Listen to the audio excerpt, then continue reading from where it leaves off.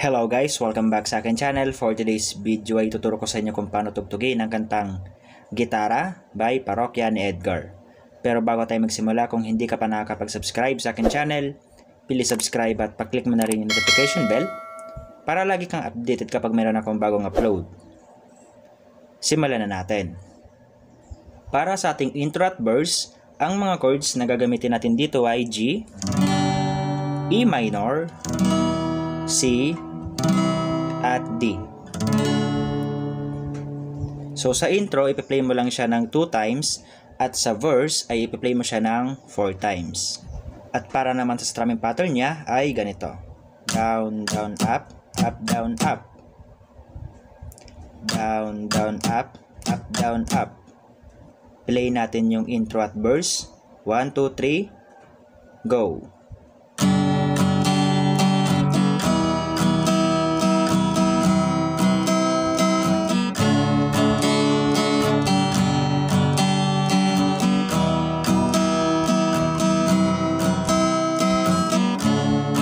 Verse 1. Bakit pa kailangan mabihis? Sayang din naman ang forma.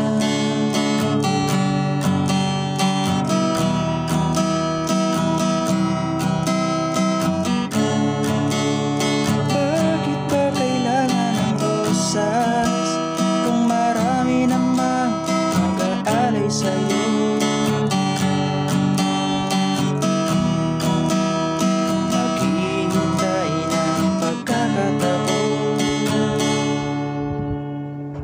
So after that ay punta na tayo sa chorus.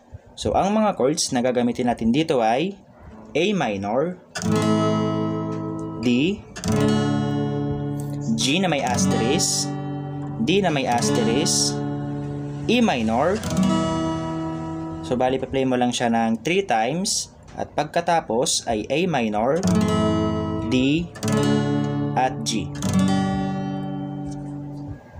Yung mga chords na walang asterisk, yung strumming pattern niya ay ganito. Down, down, up, down, up. At yung may asterisk naman, yung kanyang strumming pattern ay magiging ganito. Down, down, up. Down, down, up.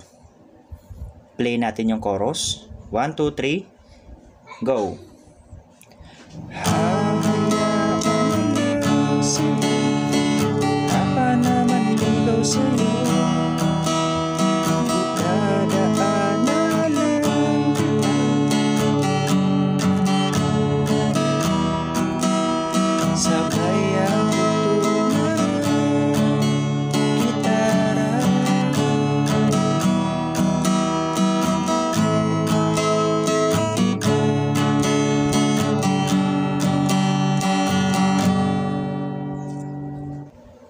So, ganun lang tugtugin ang kantang gitara.